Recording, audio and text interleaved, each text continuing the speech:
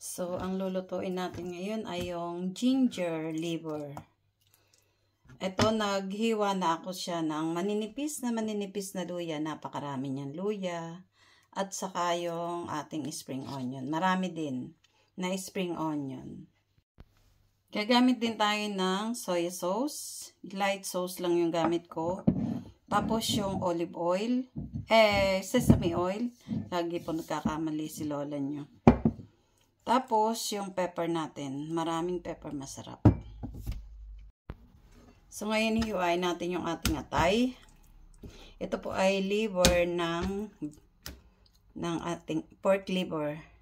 So, tatanggalin natin yung mga maputi kasi yan na yung nakakakunat. Tsaka yung pagluluto ko nito, hindi po siya makunat yung atay. Hindi siya kukunat.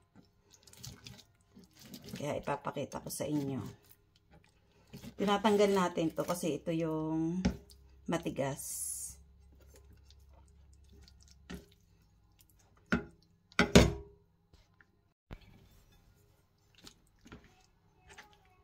So, tanggalin natin yan.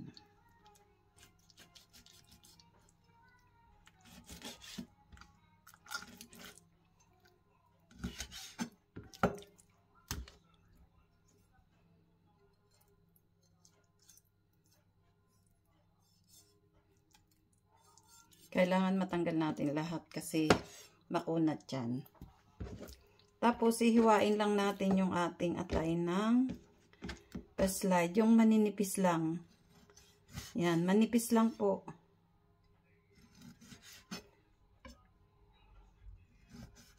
Kahit mahaba, basta manipis lang yung ang hiwa. Ganyan lang. Manipis na manipis. Hindi natin kailangang hiwain ng makapal.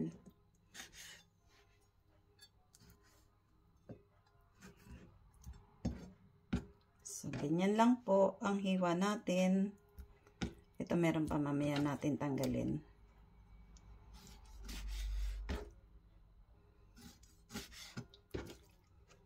So, ayan. Pa-slide lang.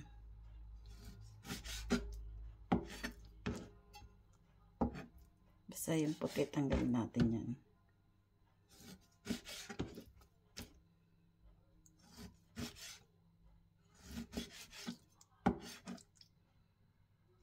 So, ngayon, nahiwa na natin yung ating liver. Lalagyan natin ng salt.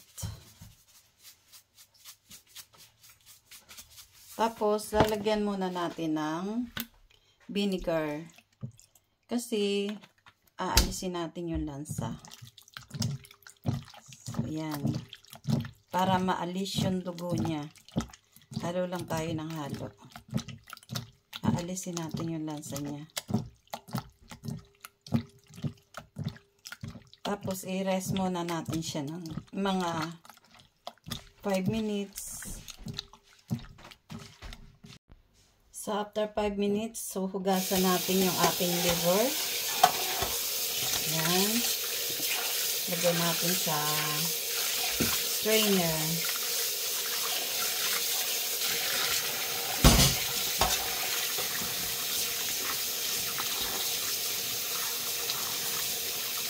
Yan, hugas natin.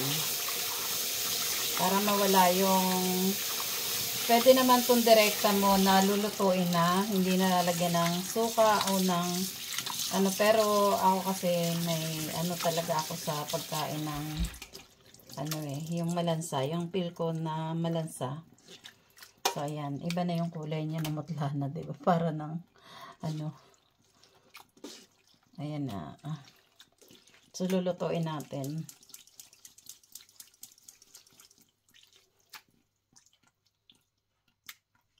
So, atin ang umpisahan lutuin. So, dito sa aking favorite na kawaling bakal, maglalagay tayo ng sesame oil. Masarap po, maraming sesame oil. Yan. Gusto ko maraming sesame oil. Yung sesame oil na gamit ko, ito yung yung dark. Masarap po siya. Ang bango-bango. So, ilalagay na natin yung ating ginger.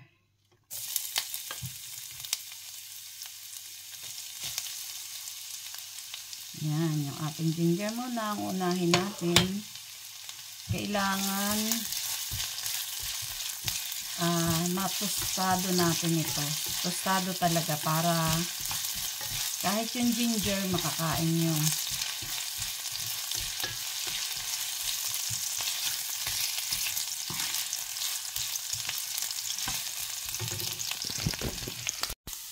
Ngayon, tostado na, ilalagay na natin yung ating liver.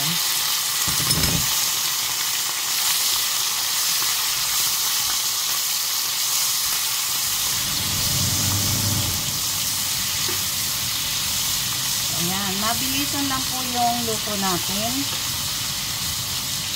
Lalagyan na natin ng paminta. Masarap maraming paminta. Tapos, lagyan na rin natin ng soya sauce. Yan.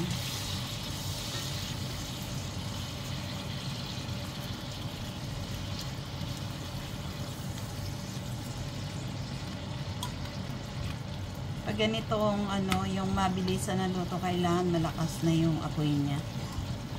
Hindi natin pwedeng tatagalin kasi once na tumagal yung liver natin sa kawali, sa mainit, kukunat na siya. So ito parang juicy na juicy, masarap siya. Pag nawala na yung mga dugo-dugo, pag nakita nyo kasi sobrang nipis naman ito, okay na yun. So ilalagay na rin natin yung ating spring onion. Ang sarap po nito, promise. Hindi nyo mararamdaman yung lansa niya. Naglagay ako ng soya sauce. Ngayon, kung titikman nyo kung yung soya sauce nyo ay tama na yung alat, kung hindi pa, maglagay ulit kayo ng konting asin.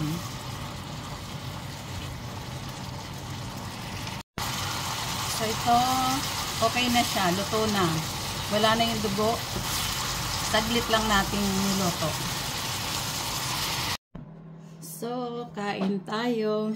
Tikman natin yung ating nagmamasarap na atay. Masarap po talaga to. Yan. Nagmamantika siya. So, ayan.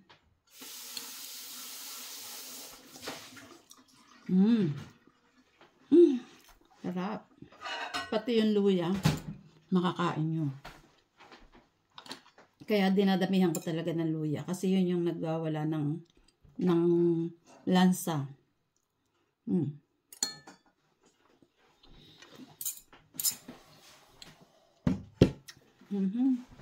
Sarap. Nagtataka po ba kayo? Kasi tinidor yung ginagamit kong panso. Ito po kasi yung uso dito sa Europe. Hindi, ang kutsara ginagamit lang sa sabaw. Tapos itong kanin. Tapos, pero nung matutunan ko, masarap siya. Maganda siyang gamitin kasi hindi mo ibubukal lahat ng bukang-buka yung bibig mo. Yung pambaga parang pinong-pino yung subo mo. Masarap siya. Maganda siyang gamitin. So, masarap din po yung atay ko. Yun yung aking pinapromote. Yung atay ko. Sarap. Ngayon po yung asawa ko. Kakain din siya.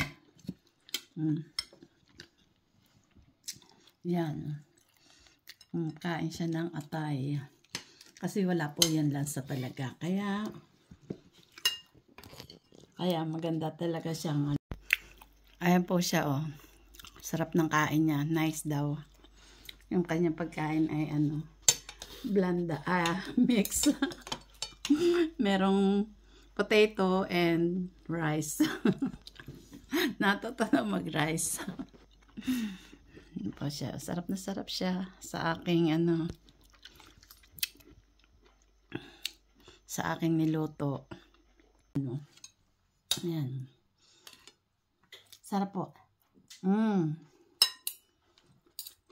pati luya. Sarap na sarap. So, para lagi pong updated sa ating mga recipe, just follow and subscribe. Thank you for watching.